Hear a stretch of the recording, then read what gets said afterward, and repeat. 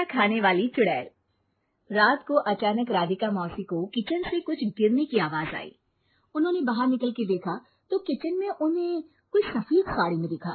वो चीख पड़ी, भगवान, आलतू जलाल तू आई भला को टाल तू, आलतू जलाल तू आई भला को टाल तू। राधिका मौसी को चीखते सुनकर श्रवण बाहर आता है भागते हुए। अरे माँ, क्या हुआ? क्या देख लिया? दादी माँ आ गई क्या सपने में? अरे बेटा, रसोड़े में देख तो कौन है? श्रवण रसोड़े में झांक कर देखता है और उसे कोई नहीं दिखता अंदर। अब रसोड़े में तो कोई नहीं है माँ। कोई सफेद साड़ी में नहीं है क्या? नहीं माँ, कोई भी नहीं है। चिल्लम चिल्ली की आवाज सुनकर काजल भी वहां आ जाती है। अब क्या हो गया माँ जी? अरे बेटा, रसोड़े में एक चुड़ैल थी सफेद साड़ी में। अरे क्या कर रही थी वो अंदर? अरे बताया नहीं, कल आएगी ना तो पूछ लूंगी। चुड़ैल जी, आपका क्या प्लान है? माँ जी, रात बहुत हो गई है, आपने कोई बुरा सपना देखा होगा, चलिए सो जाइए।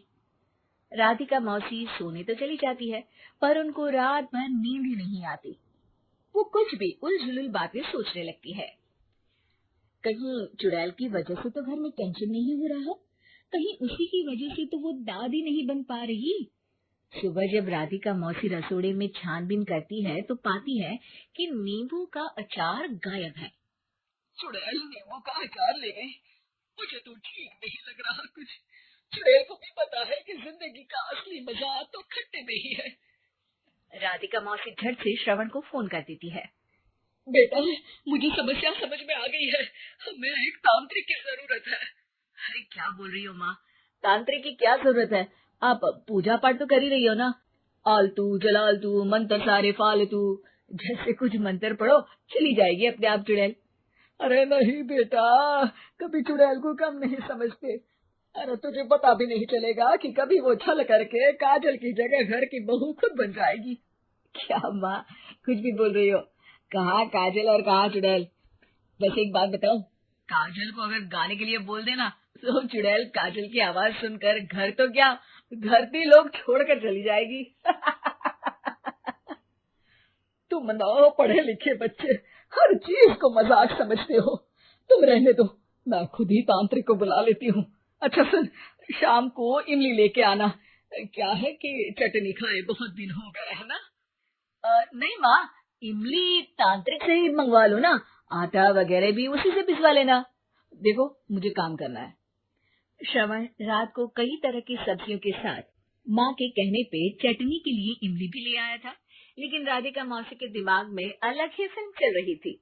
उन्हें अब सिर्फ शक ही नहीं यकीन होने लगा था कि शायद चुड़ैल ने श्रवण पर अपना जाल बिछा दिया था, जिस वजह से श्रवण उनकी बात ही नहीं मान रहा था।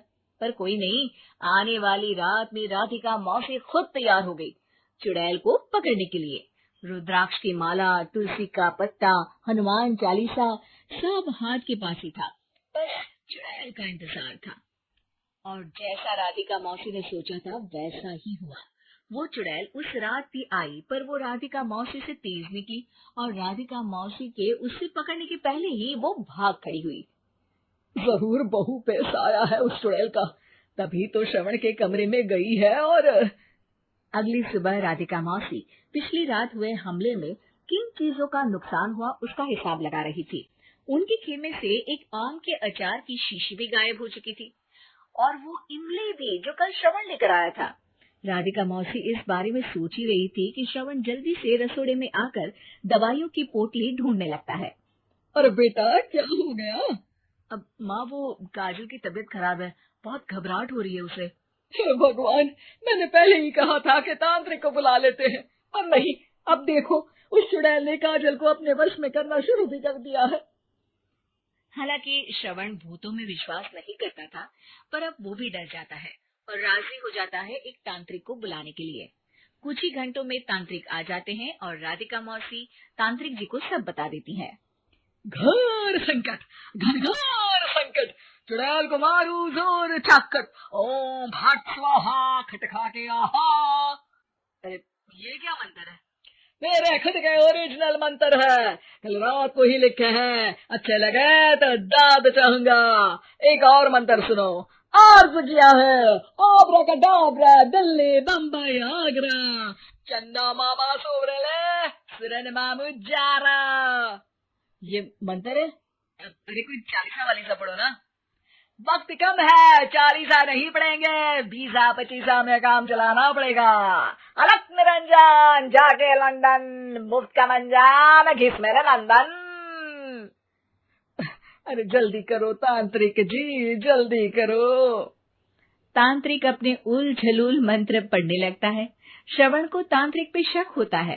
वो अपने एक डॉक्टर दोस्त को कॉल कर देता है ताकि कोई अनहोनी हो तो इमरजेंसी में चीजें मैनेज हो जाए। तांत्रिक धुनी रमाता है, जिसकी वजह से कमरे में काफी धुआं हो जाता है और जिसकी वजह से बहू की घबराहट बढ़ जाती है। अब भागेगी चुड़ैल। हाँ। बहू खांसते हुए धुएं से बचने के लिए बाहर चली जाती है। अरे भाग रही है, भाग रही है।